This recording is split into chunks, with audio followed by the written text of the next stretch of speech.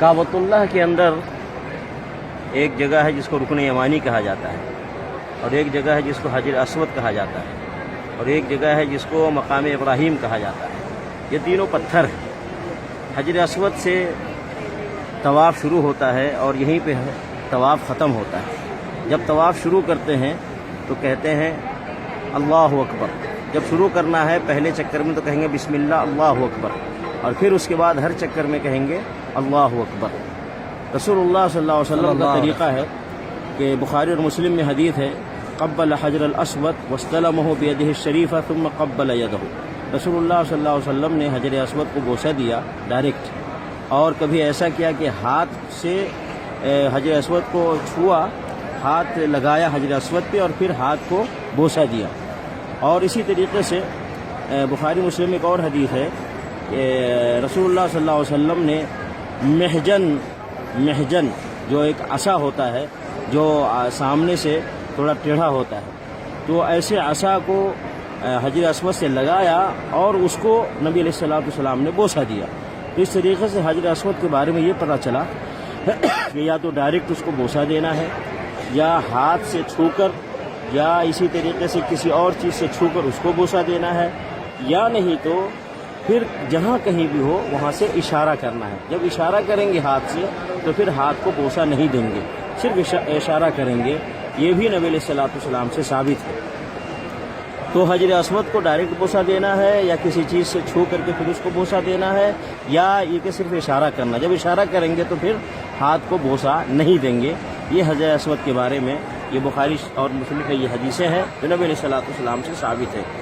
اور یہ ذہن میں رکھیے کہ حجر اسود کا جو بوسہ لیا جاتا ہے یہ رسول اللہ صلی اللہ علیہ وسلم کی سنت سمجھ کر، خود حجر اسود میں کوئی فائدہ نہیں ہے اور نہ ہی کوئی تبرک یا برکت ہے۔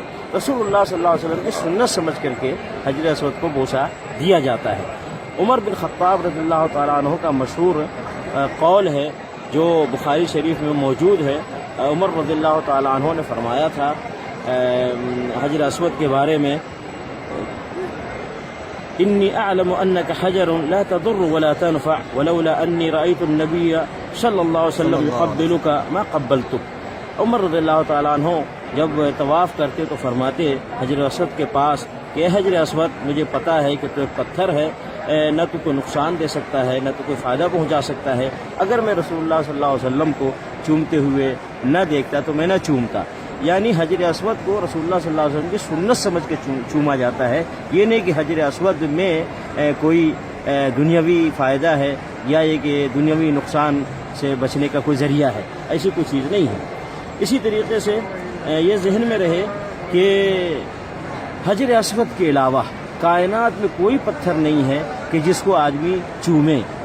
کائنات میں کوئی پتھر نہیں ہے، نہ کسی قبر کا پتھر ہے، نہ کسی دربار کا پتھر ہے، نہ کسی مزار کا پتھر ہے، کسی مسجد کا پتھر ہے۔ کوئی پتھر ایسا نہیں ہے کہ جس کو چومنا ثواب کا کام ہو یا اس کو چھونا ثواب کا کام ہو، بلکہ وہ گناہ کا کام ہو جائے گا اگر کوئی آدمی اجر اور ثواب سمجھ کے حجر اسود کے علاوہ کسی اور پتھر کو چومتا ہے۔ اسی طریقے سے رکن یمانی کے علاوہ کسی اور پتھر کو چھوتا ہے۔ رکن یمانی بھی کعبۃ اللہ کے اندر ہے، رکن یمانی کو چھونے کا حکم ہے، صرف چھونا ہے، اس کو چومنا نہیں ہے۔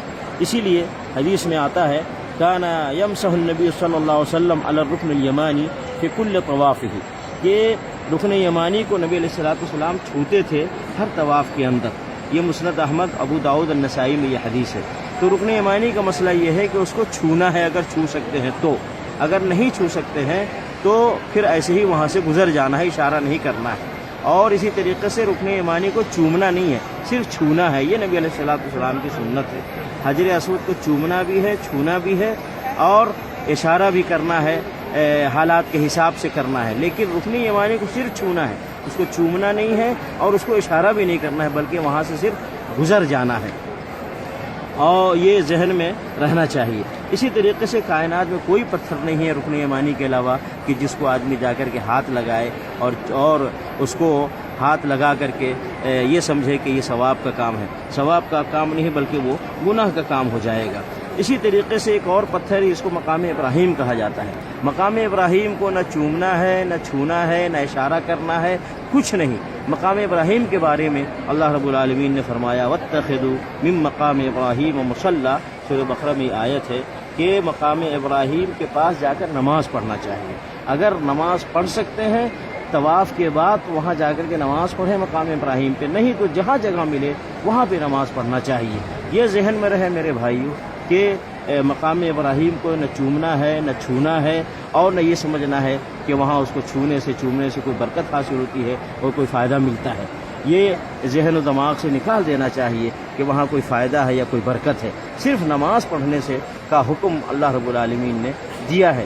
اور یہ ذہن میں رہے کہ حجر اسود کو آدمی زبردستی جا کر کے چومنے کی کوشش نہ کرے، مسلمانوں کو تکلیف دے کر کے، مسلمانوں کو پریشان کر کے، مسلمانوں کو زخمی کر کے، یا خود اپنے آپ کو تکلیف میں ڈال کر کے، کیونکہ حجر اسود کو چومنا یا چھونا یہ سنت ہے، اور مسلمانوں کی حفاظت کرنا، مسلمانوں کے جان اور مال کی حفاظت کرنا، مسلمانوں کو تکلیف سے بچانا یہ فرض ہے۔ اسی لیے سنت پر عمل کرنے کے لیے فرض کو نہیں چھوڑنا چاہیے۔